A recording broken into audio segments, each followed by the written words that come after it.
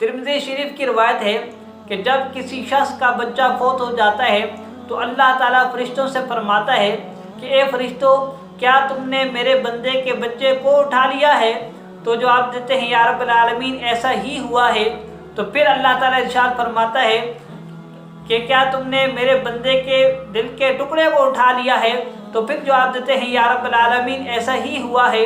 تو پھر اللہ تعالیٰ ارشاد فرماتا ہے کہ جب میرے بندے کا بچہ فوت ہوا تو اس نے کیا کیا؟ تو جواب دیتے ہیں یا رب العالمین اس نے تیری حمد بیان کی ہے اور اس نے انا للہ و انا الیہ راجعون پڑھا ہے۔ تو اللہ تعالیٰ ارشاد فرماتا ہے تو پھر بس اس شخص کے لیے جنت میں گھر بنا دو اور اس گھر کا نام بیت الحمد رکھ دو۔ اسی طرح ترمذی شریف کی روایت ہے کہ اللہ کے رسول نے ارشاد فرمایا جب اللہ تعالیٰ کسی بندے کو کھانا کھلاتا ہے اور وہ اس کھانا کھلانے پر اللہ تعالیٰ کی تعریف کرتا ہے، حمد کرتا ہے، شکر ادا کرتا ہے، تو اللہ تعالیٰ اس کی وجہ سے اس کے تمام صغیرہ اور کبیرہ گناہ معاف کر دیتا ہے۔ یعنی کہ جو شکر ادا کرنے کی توفیق ہے، جو عادت ہے، اگر کسی شخص کو یہ مل جائے تو وہ بہت ہی خوش نصیب انسان ہے۔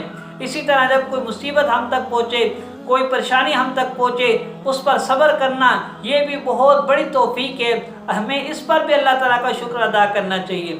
اس لیے کیونکہ اگر آپ شکر ادا کرنے کی عادت نہیں ہوگی تو پھر ساری دنیا کی نعمتیں بھی آپ کو مل جائیں تو وہ آپ پھر بھی پریشان ہی رہیں گے، اور اگر آپ شکر ادا کرنے والے ہیں تو پھر زندگی کی ساری پریشانیوں کے باوجود آپ خوش رہ سکتے ہیں۔ آپ اللہ تعالیٰ کو شکر ادا کر کے ہر حال میں آپ خوش رہ سکتے ہیں۔ لیکن اگر آپ کو اللہ تعالیٰ نے شکر ادا کرنے کی توفیق ہی نہیں بخشی ہے، اگر آپ کے اندر صبر کرنے کی طاقت نہیں ہے، آپ مصیبتوں پر صبر نہیں کرتے، تو پھر آپ چھوٹی چھوٹی مصیبتوں پر بھی نالا رہیں گے، لوگوں کے سامنے روتے دھوتے رہیں گے۔